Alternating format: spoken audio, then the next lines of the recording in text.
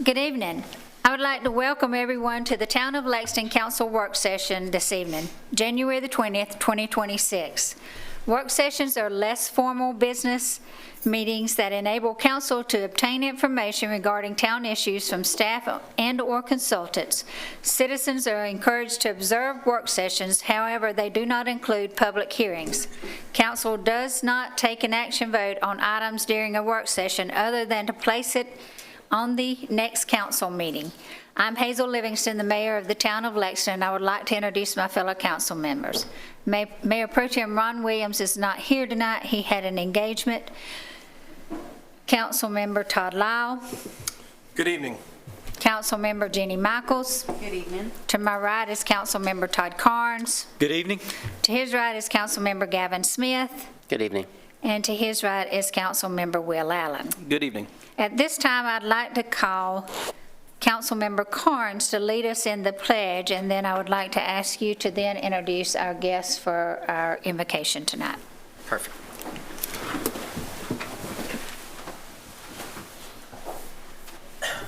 I pledge allegiance to the flag of the United States of America and to the republic for which it stands, one nation, under God, indivisible, with liberty and justice for all.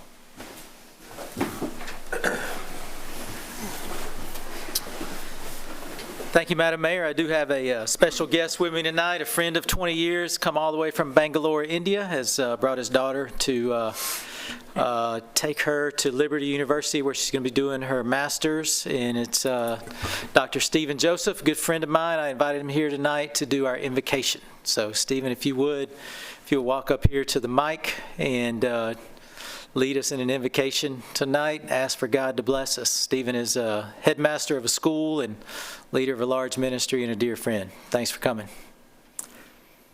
Thank you. Let us pray. Almighty and Heavenly Father, gracious and merciful God, we thank you for these elected and chosen leaders that are assembled here and are blessed to serve their localities. God of spirit and truth, we ask for your guidance and wisdom as they discuss and deliberate on several important matters. Dear God, help each one to listen with open hearts and minds and make right decisions that benefit this community and city. Thank you, Lord, for the opportunity that has been given to these leaders to serve on the council. It's our prayer this evening, please continue to grant heavenly wisdom to see the needs of community clearly and to hear differing perspectives so that each one can be strengthened in their respect and values. Once again, Lord, we commit these leaders and the city people that they would work in unison, and these leaders would govern with your wisdom and with a strong call for righteousness. Unite them with your unifying spirit to serve together, even if there are disagreements, for the good of all the people. This we pray in Jesus' name. Amen. Amen. Thank you, and thank you for being here tonight. At this time, I would like to call the meeting to order. Council met in executive session prior to this meeting where we discussed the following matters: discussion of contractual agreement for transportation improvements with Lexington Medical Center, discussion regarding proposed changes to a contractual agreement for the Sunset Project, and discussion of 2 potential property acquisitions. No vote was taken in executive session. Do I hear a motion to ratify this report? So moved. Councilman Carnes makes the motion. Do I hear a second? Second. Councilman Michaels seconds it. Is there any discussion? Hearing none, all those in favor, raise your right hand. And it is unanimous except for Councilman Smith because he was not in. So he's abstaining since he was not in the meeting. Is there any deletions from tonight's work session? Hearing none, we have one presentation tonight from economic developer Jack Stewart on visual branding.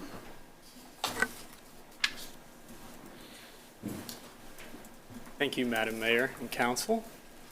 All right, so we are at part 2. I feel like I've presented a lot on this, so bear with me. Part 2, this is the visual identity update that we have as part of our hometown economic grant that we got from the Municipal Association. So let's see here.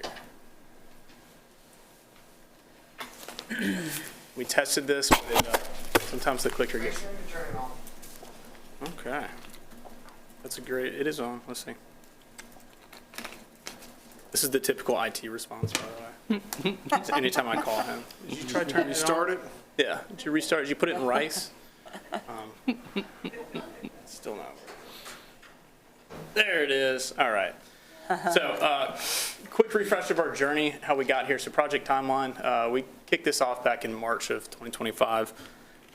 We then moved into the stakeholder engagement in April, followed by creative direction in July. Then we had the brand development. We gave the actual brand identity there in November, and we're coming back here in January for the visual portion of this. So, bear with me. There we go. Okay, so we talked about this a little bit in the last presentation as well. One of our issues that we're seeing with our brand right now, and kind of the point of the visual update, is that we have a couple issues with consistency. So it's a little bit hard to tell at a glance, but all 3 of these logos that you see here on the screen have different palmetto trees. Each logo is a little bit different. So across the town, we've got all kinds of stuff, all the way from the tree that's in the floor of the lobby to our signs and even our water tower, all have different palmetto trees. There's never been a consistent brand across the board there. So I hate that I pointed that out. I'm so sorry. You can see it now. So yeah, this has ruined me. So another issue that we have here is symmetry. So our current logo over time has just slowly gotten bigger and pulled in different directions. So as you can see there with the cross points there on the first logo, which is our current logo, it's kind of a mess. Nothing really lines up. We've got things that are really close to each other. At a glance, again, it's perfectly fine, but when it comes to brand consistency, it can be an issue as things get pulled along. And then we've got a new version down here on the right that kind of shows that we've cleaned that up a little bit within that. So here are some versions of new logos. So this is our primary mark and our title mark. The primary mark is still having the same consistent palmetto tree and moon there as the eye. A big portion of that, we actually have a correct moon that's in there that's similar to our state flag, unlike the other one that we've had. We've also shored up the town of is tucked in there as well within the letter L. So, and then the title mark, we've removed the tree. Depending on the occasion, it's not really necessary, in a legal document to have a palmetto tree in the logo. So sometimes it's good just to have the title mark there. Moving into secondary logos, this is the fun part. So we've got 2 options here with this. We have what we're calling the horizon mark, gives you that top logo. What's fun about these is each of those logos are able to be kind of pulled out of these and used on their own. So we've got a horizon one there, and then we have the circle as well. So 2 options there. We could choose to adopt both. We can choose to work through those, but at first glance, I just wanted to give you a representation of kind of what we're working with and how they could be used. So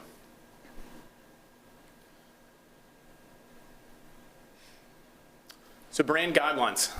We've had some brand guidelines through the years. We adopted some 2 years ago that talked about different colors and things like that, but it never really got into the nitty-gritty of usage.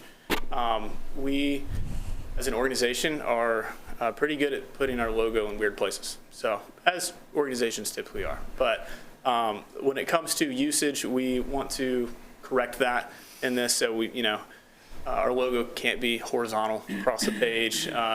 Stretching and things like that are a no-go. We've got a palmetto tree in the wrong place. Weird colors, unless it's approved, can be an issue. We've got ombres in there and shadows and things like that. This also, within brand guidelines, would give us background control. So we are good on, our logo looks great on dark backgrounds and light backgrounds. Sometimes we can run into some issues when it comes to pictures, so we would work on opacity with that. So these brand guidelines spelled out would give us some firepower when it comes to keeping those consistent.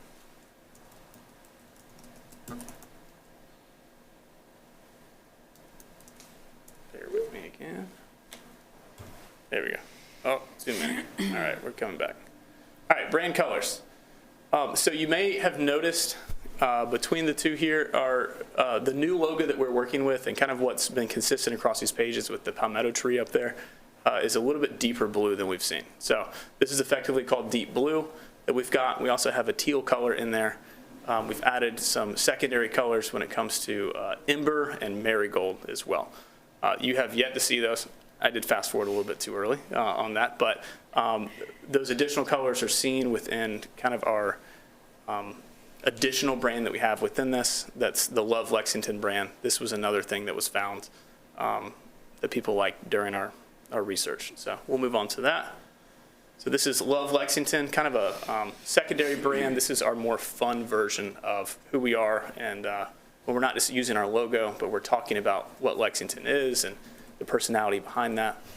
This is a much closer representation of what we had coming out of our project here. So as you can see, the first logo on the left says Love Lexington with that, and then it has our tagline in there, one town, many stories. So that is a way to roll that out effectively. And this is using more of those colors that we saw for adoption.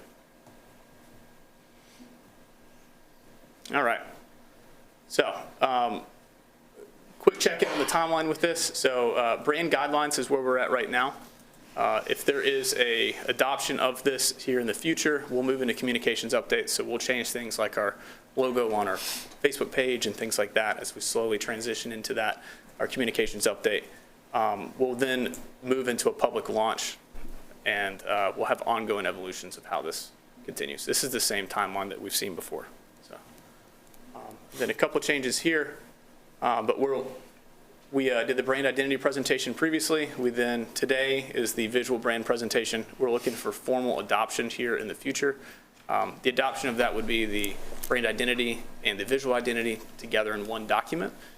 So easy to hold on to and know who we are. It'll be all in one document. And then from there, we'll move into public launch with that. Then we've got a couple little fun things here. This can give some ideas of what the brand can look like in use. So we've got different variations here on the truck. We've got them banner signs, as well as display for a trade show like the Lexpo that's coming up with the chamber, that kind of thing. And a personal favorite, we've got this on a window. This is what a window clean could look like with the brand refresh. So that is all I've got. I am open to Does questions. anybody have any comments or any questions? Can you get it to us to where we can look it over before we move forward with it? Yeah, I understand it's difficult to see it on screen for the So, first time. I mean, well, it's Yeah. quick to have to see it on the screen, so we'd like to have it where we look at it and give Absolutely. feedback. We have a draft version of the final document as well. I could share that with you, Okay. let you see it. So, Anybody have any comments? So y'all want to look at it before you make any comments? Look at it. Okay. Look at it. Thank you. good. Thank y'all. Thank you very much. Moving on to business items. Tonight's first business item is from Parks and Community Services, Director Jeff Metz. We talked about you and Maddie on air this morning. Oh, yeah. Good things, I hope. Good things. Thank you for having us tonight, Mayor and Council. After reviewing the market at the Ice House rules and regulations with several market vendors and staff, we would like to amend the 2026 market rules and regulations. The action requested is to place the item on the February 2nd agenda. So we have a presentation to go through real quick with you.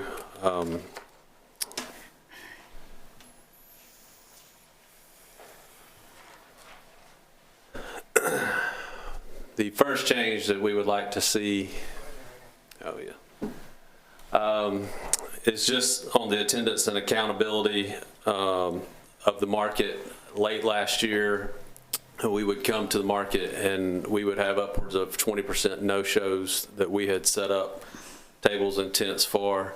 And so we would like to propose that the vendors must give written notice by 10 a.m. on a Thursday prior to the market so that we can notify other businesses that they could then attend. If they did not follow these rules, the escalating consequences would be a second offense, be a $20 fine, and third offense would be possible removal for the season. So we would just like to ensure the communication so that we're not wasting our time or anyone else's.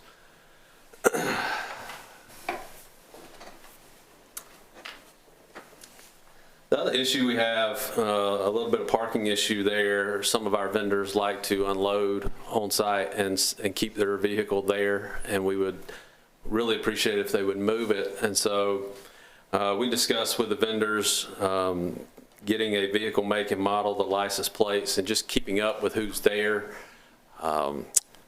If they're not going to move them, then we can at least warn them and create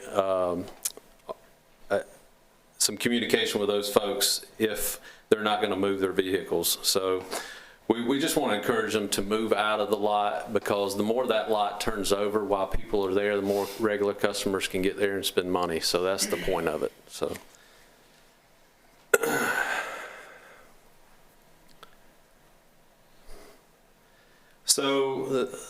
one of the issues we also have is the vendor categories in a priority order. What we'd like to propose is the first priority goes to farmers and growers, and these are people who do this for a living. They have everything invested in it. They're not resellers. They're not going to another market and buying stuff and reselling it at our market, but they actually grow it and produce it. And the second one would be returning craft vendors. Third would be resellers and new craft vendors. And the fourth would be nonprofits. And we have another request on nonprofits later.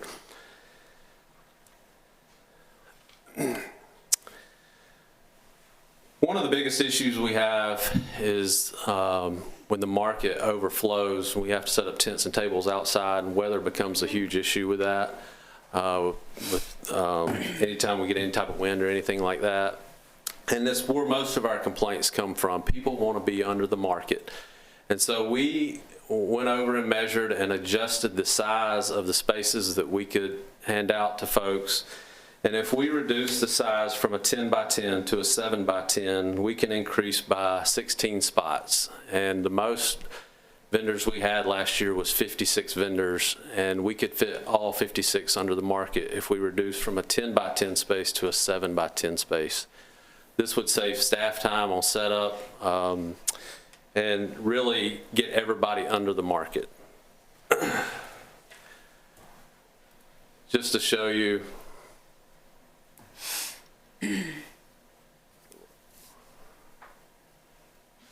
that was the current setup, and basically we're just adding a second row down the middle.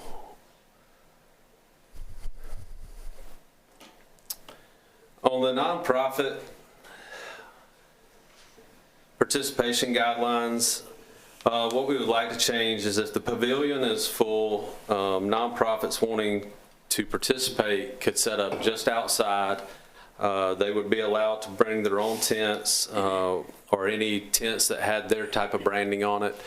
But we do limit these to just a couple each market. The primary reason is for the small businesses to have the space under the market to sell their goods.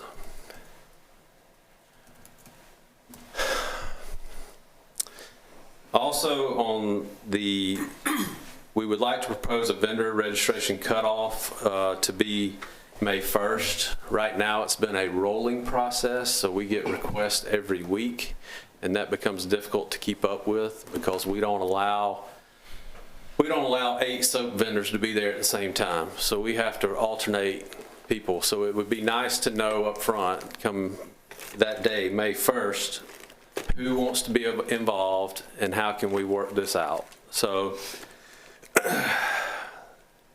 we would review once a month to see if anyone new has asked to come into the market. And then if we needed people, we would open those spots up.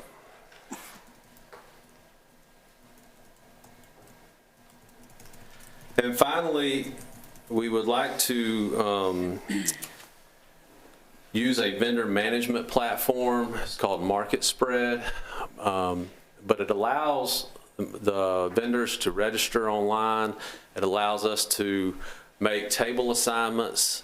It gets the communication out to those folks. A major issue is people walking up the morning of, hey, where do I need to go? We can put this out and everyone knows up front where you need to go. And that just helps everyone.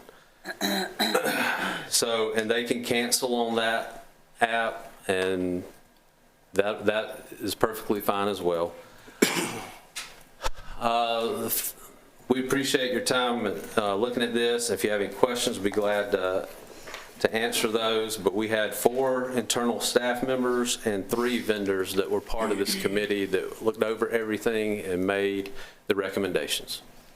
Thank you, Jeff. Thank you, Maddie, and everybody that worked on it. Jeff, quickly, I did hear you say that if you don't have enough vendors, you would open it back up, right? Okay, that's the only question I had. I don't Anybody think else? that'll be an issue, though. Yeah. We- Anybody else? Yeah. Madam Mayor, yeah, that, just supply and demand. Is there always a lot more demand than supply as far as vendor tables?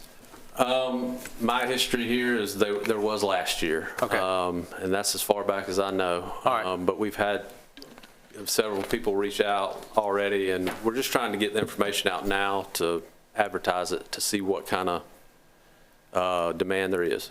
Perfect. Thank you. Mayor. Anyone else? Yes. So when you were talking about the vendors out on in the area at the top of the ice house, you do or don't want vendors out there? We are trying to put everyone under the canopy so that we do not have to set up tents for those folks. Those tents are only 8 by 8, which is a 64 square foot area. We're going to try to put everyone in a 70-foot square area under the market. We just get most complaints of, hey, I want to be under the market where the traffic is at, not out here near the bathrooms or further away. But you did say that the nonprofits would be out there. We will try to put the nonprofits under the market if there's open spots, but if there's not, they would go just right outside of there. Are y'all pursuing any vendors, or is it always a demand of where they're calling in? We will send back out to those that registered with us in the past, and then we will advertise it through social media. Yeah, to get different ones and that Right. kind of thing. Okay, cool. Thanks. Anyone else? Madam Mayor. Yes. Jeff, do you find it frequent that vendors will register and not show up on multiple occasions? I will say it got worse in the fall, and it gets worse when there's poor weather forecasted for us. So, but everybody starts out really excited about doing it, and then when it gets really hot in July and then later in the fall, when football season, that type of stuff starts, then you start to see it fall off. Okay. The reason I ask that question is I personally, I don't know how the rest of council feels, but I don't love the idea of issuing a fine to people for not showing up. Now, I understand there needs to be some penalty. You can't just register, otherwise you're just going to have people registering and then not showing up. Well, there's no fine if you communicate with us by Thursday at 10 a.m. Right. Now, if there's we will use some discretion if there's a medical issue or anything like that. But just to no call, no show multiple times, then we have to have something there to stop that. Because it's taking a spot from someone else, basically. Right. I personally almost would be in favor of saying no fine, but if you do it twice, then you're done for the season. Like, I don't love the levying fines, and y'all got to keep up with that. I think if you don't show it once, we give you a warning. You do it twice, I just think don't come back for the season. Thanks for applying, but that's my opinion. I don't know how the rest of the council feels, but. Okay. You did say you had some of the vendors participate on this, right? Yes. And they didn't have a problem with the fine? No, we talked about a little larger fine at the time, and they did have a problem with that, so they limited it to $20. But we could drop the fine and just keep up with it. That's not a deal breaker for us. We're not trying to make money in any type of way off of that. We just want people to communicate with us. Well, if you're giving them the easy way to sign up and everything, they've got to have some responsibility and buy-in too, because they're getting, I mean, they're not paying any fees or anything really, so they've got to have some responsibility here Yeah. in letting y'all know.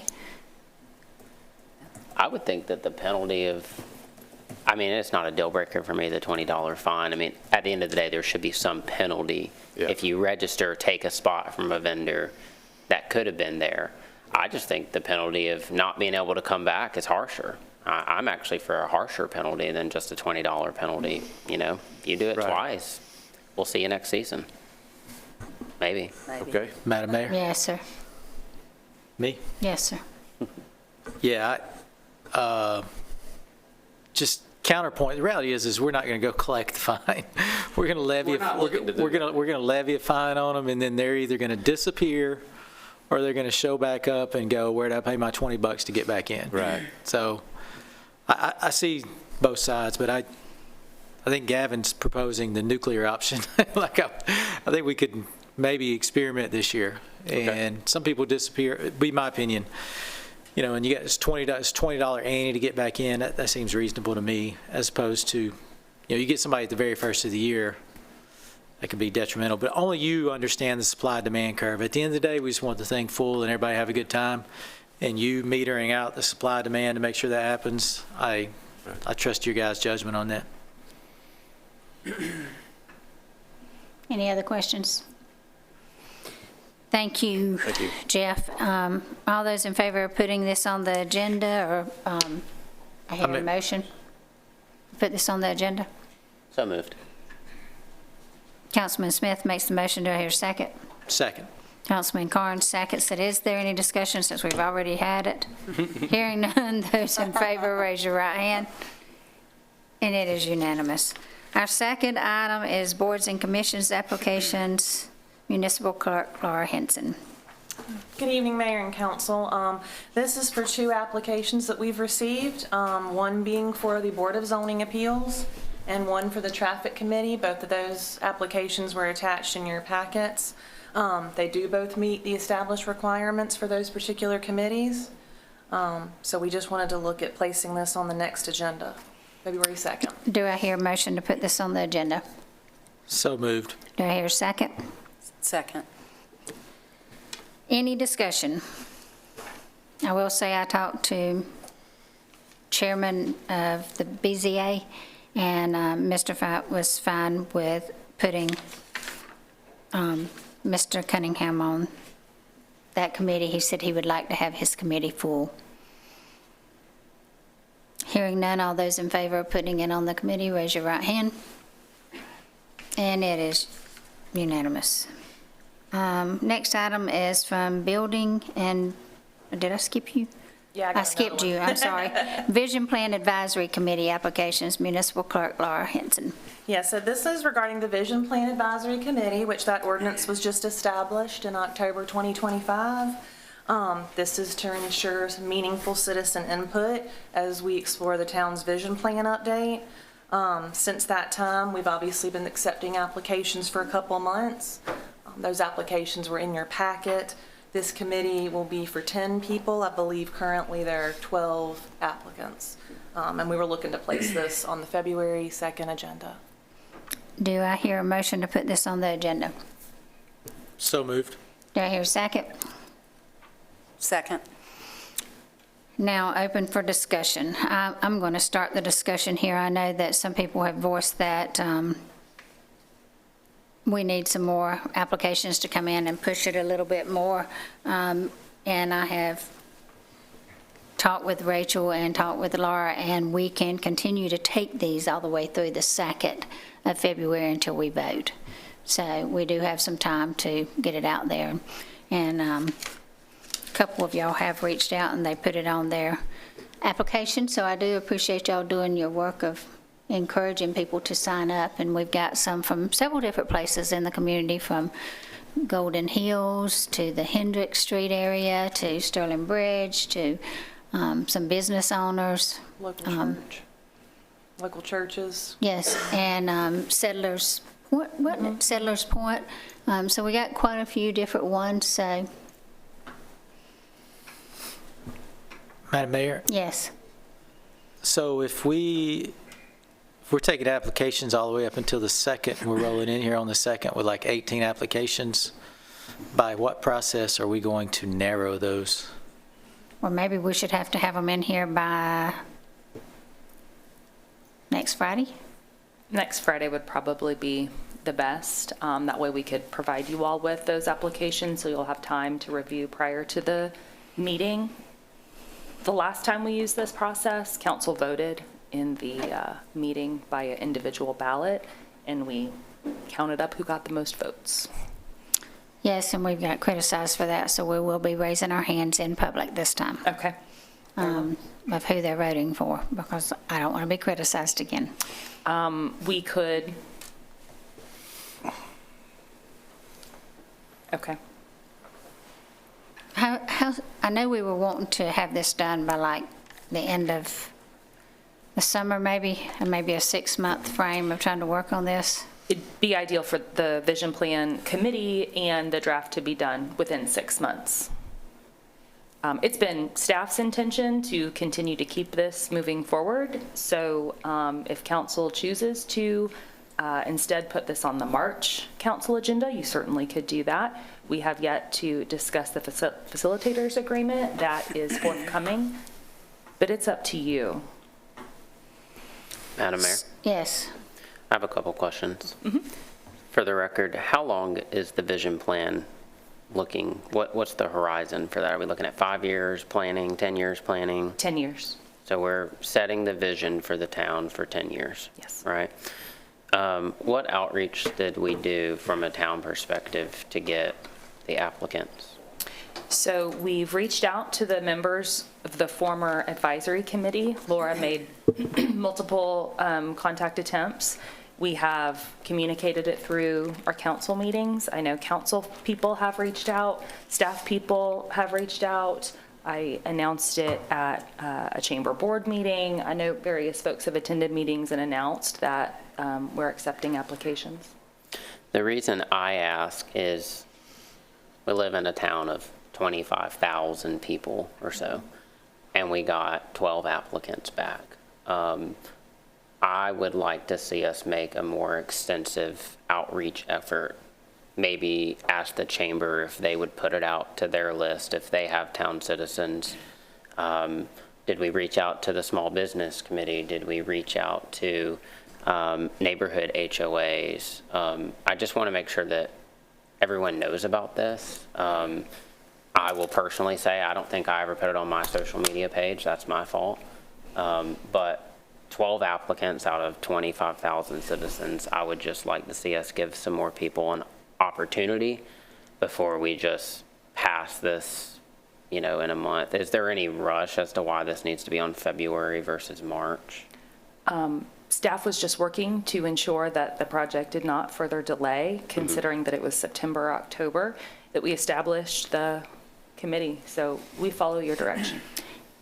And I can say that I have spoken to, since we established this, I've spoken to probably 4 or 5 homeowners associations, I'm thinking and counting in my head, and every one of those I announced where to go fill out the application and to apply for being on the vision plan and what it was and what it was about. And a lot of those people voiced that they didn't have the time for that, but they would like to be included in a meeting to come and give their input on what they thought. And I know we'll have those. Thank you, and that's a very fair point. This is a steering committee, very similar to how we handled the Trails project as we were studying the various things. It's approximately a 6-month appointment, and they're basically ambassadors to recruit people to come and provide input as we seek it during the vision plan development process. I certainly understand what you're saying. You all tell us. I think this is, Madam Mayor, Yes. I think this is a very important decision for the town. I would like to see us take another month to try to make a more to make more outreach or to better our outreach, could we put this in the water bill? Could we put it in town topics, to make sure that we're reaching our citizens so that nobody can say they didn't have an opportunity to apply for this. And I certainly can commit to trying to help that effort as well.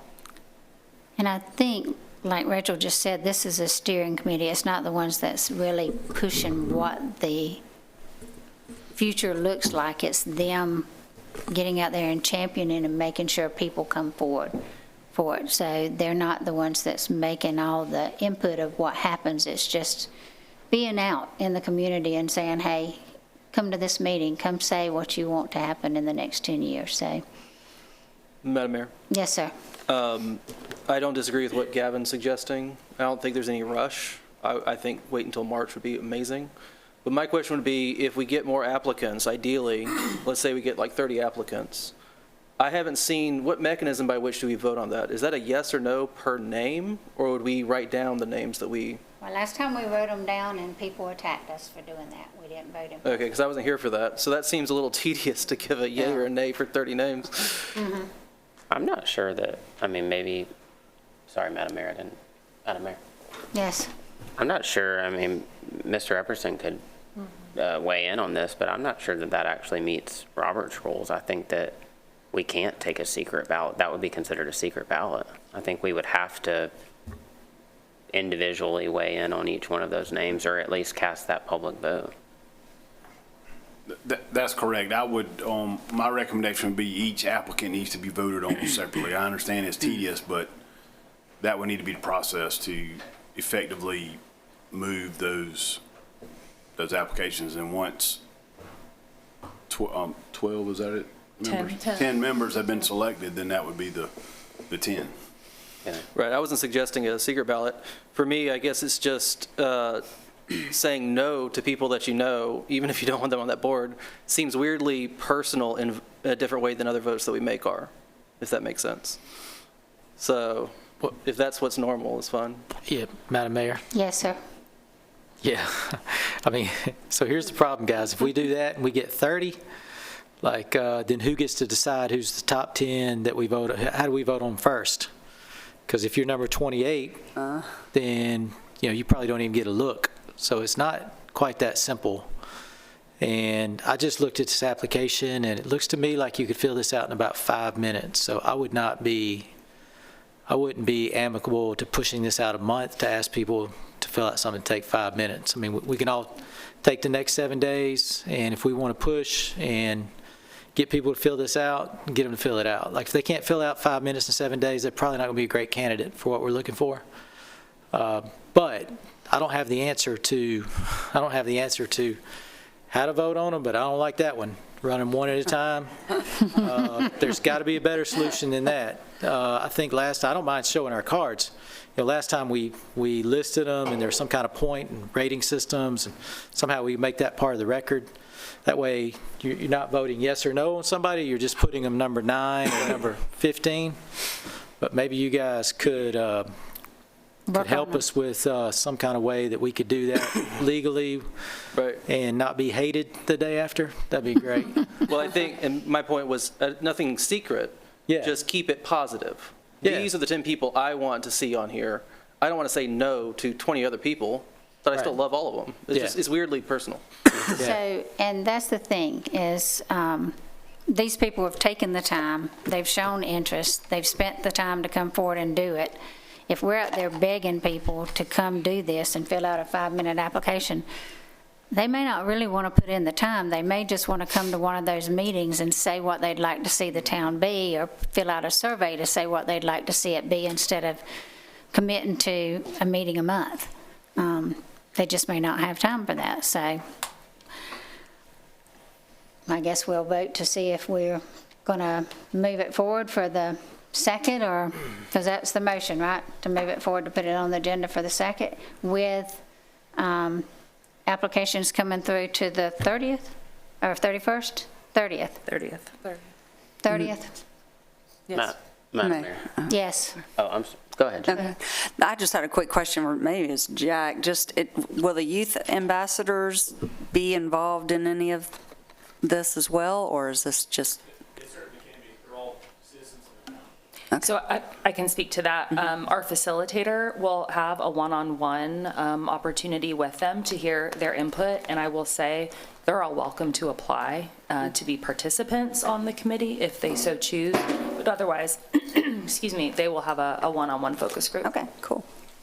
Madam Mayor. Yes. I guess my question would be, and I appreciate all the effort that staff has taken. It's not always easy to get people to apply for boards and commissions, but I think we've seen how impactful the vision plan is. You know, the Ice House came from the vision plan and the market came from the vision plan.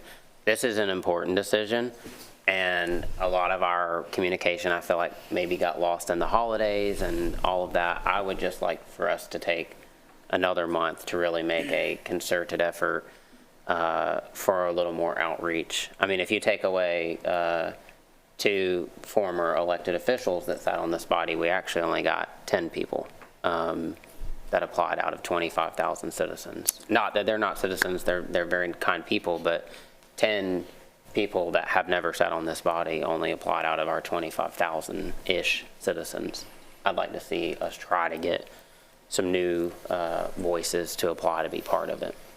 But like Will said, that's 30 more that you may have to raise your hand against instead of 4. And so another thing I think that y'all all are missing since I was here and went through it is that this is just a steering committee. This is not the committee making the decisions. The citizens are coming in at group meetings and they're making the decisions. And then it'll come back to council and council will rate stuff. I mean, this is a process. It is not a, this group is not going to bring it to you and say, here, this is what I think y'all should do. They're just going to help get people to it by, like we said, having somebody from the faith-based group that's in the churches that says, reaches out and says, hey, we're having this community meeting, we want you to come. So I think we're putting too much emphasis on them actually telling us what the future's going to look like versus them trying to find the people to come in. Like Gavin, I had told you before that I wanted you to use the business committee some to be involved with being a lobbyist out there for the businesses to tell us what they wanted to see. So it's kind of, I think you're thinking these people are going to tell us, and they're not. It's the citizens that are going to come into these meetings that's going to tell us. Madam Mayor, Yes, sir. may I propose an amendment to the motion? Sure. And I'll just tell you what it is beforehand. We said we were going to take applications till the 30th. Maybe could we back that up to the 29th? Because as Will said, if I have to say no to 30 of my friends, I'd like at least 3 days to send some packages to everybody and let them know it's not personal before I have to make all those hard decisions. So I would like to amend the motion that we put it on the agenda and leave application period open until Thursday, the 29th. Jenny, you seconded. No, you okay with his amendments? Okay, we got a motion and a second. All those in favor, raise your right hand. And it is 5-4, and all those opposed? One's opposed. Our next item of business is discussion of short-term rentals and town limits, planning and building. Jessica Labran. Hello. Good evening, Mayor and Council. Staff has received multiple inquiries regarding short-term rentals recently, primarily for properties located in residential zoning areas, such as your protected residential and protected residential 2. Currently, our zoning ordinance does not define or specifically regulate short-term rentals. The closest related land use category in the ordinance is group housing temporary, which applies to hotels or similar transient lodging. This is permitted in general commercial and limited commercial zoning districts. The PR and PR2 zoning districts allow residential dwellings by right. The ordinance defines a dwelling as a building or portion thereof designed exclusively for non-temporary residential occupancy, and then it further states not including transient occupancy. Based on that definition, staff has taken the position that transient or temporary occupancy, such as short-term rentals, do not meet the definition of a dwelling and are not permitted within those zoning districts. We have responded to short-term rental inquiries using a standardized written explanation reflecting this interpretation. We do not currently have a formal permitting, registration, or enforcement program. So we are just asking for some discussion and direction of how you wish to proceed.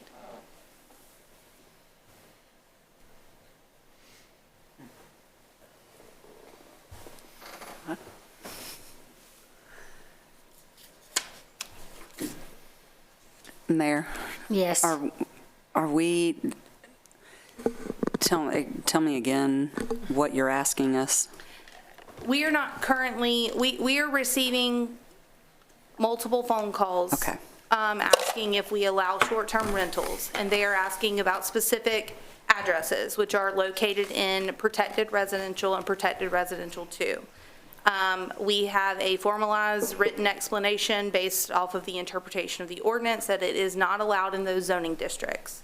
We would allow it under group housing temporary in general commercial or limited commercial. Because of these phone calls, I think that some of these people have reached out to other council members, and then staff was requested to have some discussion. So we're here tonight to discuss and see if you want to look into research of how we can address these in a different way if you're not happy with how we're currently doing it, or we can continue as is with the interpretation that staff is currently using of the ordinance.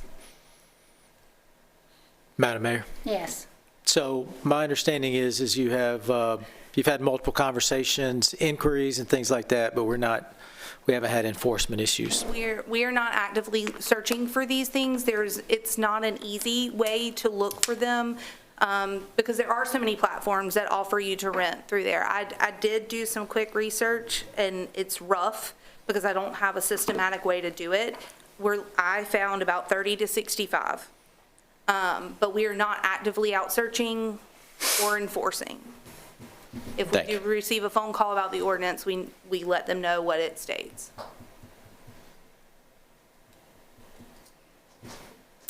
Is Chief having any problems? Okay. We've not received any complaints either. We just have inquiries of people wanting to start them. Madam Mayor. Yes.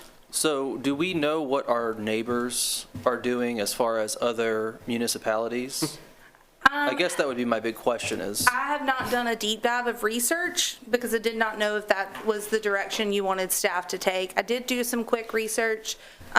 Greenville is similar. They allow short-term rentals, but only in their commercial and mixed-use areas. I do know that City of Columbia, I believe, recently changed their short-term rental to only allow it in similar zoning areas like that. But I've not done a deep dive of research, but I can if you all so wish or direct me to. Okay.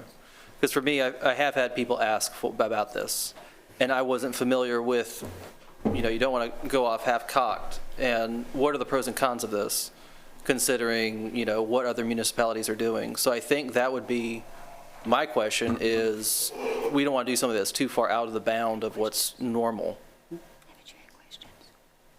expected. I mean, if we were permitting and registering, there's business license revenue and A-tax revenue that could be collected from that. But then you have to look into what it takes to hunt these things down and make sure people are following those rules if you write an ordinance for short-term rental. So there's pros and cons both ways. Gotcha. Mayor? Yes. I can also respond to that. There are some jurisdictions, including in the Midlands, where they have a high rate of non-owner occupied housing, and they find it necessary to have a rental registration program, which is really more about tracking the number of rental properties, short or long-term, and traditionally it's related to college students. So I think every community needs to decide what's important for them to enforce. In discussion with this and in doing research, I can tell you, and in my own experience with one community doing a rental registration program, it is very staff heavy. you've got to have at least one FTE, if not more, depending on what your requirements are. I came across Town of Hilton Head, which clearly is a vacation community, and I want to say they have 3 enforcement positions currently posted, for example, and those positions. They have an entire department. Yeah. I sat through several seminars with Folly Beach and Hilton Head, and they have entire staff departments dedicated to this with specialized software. I don't know that that's the direction that we need to take. I don't know that it's that big of a problem. Like I said, I think we're looking for some guidance of whether you felt that it needed to be looked into, or if you're happy with how it currently is. Madam Mayor? Yes. Yeah, I would just say, it sounds like we're dealing right now in the realm of ideation and information, and we generally not moving into action until we're in the issue of enforcement and things like that. So it sounds like we're in a good spot to me. I'd be happy just to move forward, just be my opinion. Madam Madam Mayor. Mayor. Oh, sorry, we keep going. Go ahead. We just keep talking over you. I know. Go ahead, Jenny. I'm with Todd there. I don't think there's not a real issue right now. Maybe we just kind of Monitor. table it and monitor it and see how it goes. But again, opinion. Go ahead. Madam Mayor. Yes, sir. Thank you, Madam Mayor. For the record, I have received a few calls about this. I've actually spoken with you about this. Yes. But I want council, really, I'm sure council knows, most anyone watching, we had this issue in my neighborhood, Sterling Bridge. I'm not even sure that the town was aware of it, but it was handled at an HOA level because our bylaws do not allow temporary rentals. We had an individual come in, buy 4 homes, and rent them out for Airbnb and rental, short-term rentals, but it was actually handled at an HOA level. So I don't know if that's also being done throughout town. I haven't received a lot of calls about an ongoing issue, so I don't know that legislating about it right now until we have an issue, it would be wise of this body. I would recommend we leave it as it is unless the chief tells us we need to do something different.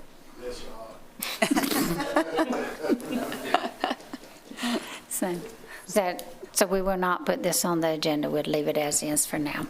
Thank you. So that was fairly quick. Any questions from the public regarding items listed on the agenda? One more. But I keep trying to get through this, aren't I? I'm trying to get y'all out of here tonight. Rachel. Rachel, you're up. Ordinance introduction, transition and swearing in of elected officials. Thank you, Mayor. This is just a timely item, having just gone through an election, and as we planned for our council meetings leading up to the election, and we planned for the swearing in and council meetings immediately post-election, we discovered that our ordinances were lacking in some area and just needed a little bit of clarity and consistency in others. So we've prepared for you a draft ordinance for consideration that better defines how we handle our council meetings leading up to elections and immediately post-election. So what you'll see is we have specifically defined that council members begin the first regular council meeting in December, follow the certification of the election results. We actually didn't have that defined anywhere. It was just a practice, but better to be clear. We provide additional clarity regarding swearing in an oath of office. We also, in Section 4, define that if a regular council meeting is scheduled the Monday immediately preceding an election in November, that council meeting will be rescheduled so that we will not have a meeting the night before the election, and the regular council meeting will be held of all of the council people. Should anyone not maintain their seat, their final meeting will be later on in November. It references expiration of terms, and it's pretty straightforward. It's very similar to what other communities have. So open to any comments or suggestions for changes. That way we customize it for what you all are interested in. Rachel gave you all the presentation. Do I hear a motion to put this on the agenda? So moved. Councilman Carnes made the motion. I think Councilman Smith seconds it. Is there any discussion? Can I ask a clarifying question? You can. So I noticed in there the requirements for who administers the oath.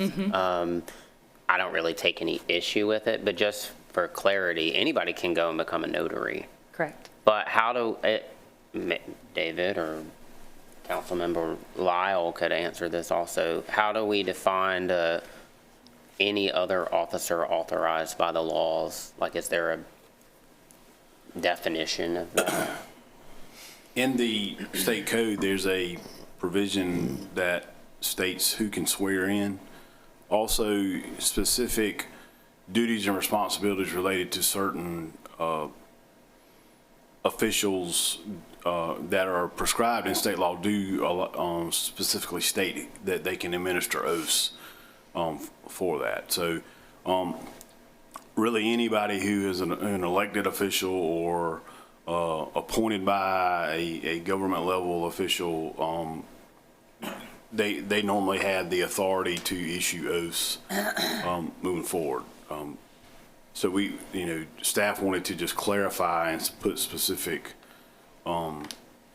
parameters around who can administer oath, because it does, the last thing you want is someone that doesn't have the authority administering an oath to an elected official who, having an oath is a requirement to hold that position. You don't want to call into question that and have to redo it or call into question votes or anything like that. So that's why staff won't do that. But the state statute does specifically address certain positions that can administer oaths. Thank you. Anything else? Hearing none, all those in favor of putting it on the agenda, raise your right hand. And it is unanimous. Okay, now we'll start over with this. Any questions from the public regarding, and I don't think we have any, regarding any items listed on the agenda? Any questions from the news media? And I don't see them. Any comments from staff? Any comments from council? I'd like to remind everyone that the 12th Annual Chili Cook-Off will take place on February the 15th, 2026, from 12 to 5 p.m. at the Ice House Amphitheater. The event will feature samples of outstanding chili and is a great opportunity for the community to come together. It's packed out there. Proceeds will benefit the Town of Lexington Police Foundation, so Chief says everybody buy as many tickets as you can, and other Lexington County charitable organizations. We encourage everyone to attend and support this worthwhile community event. That concludes our business for tonight's work session. We thank you for watching. Without objection, we are adjourned.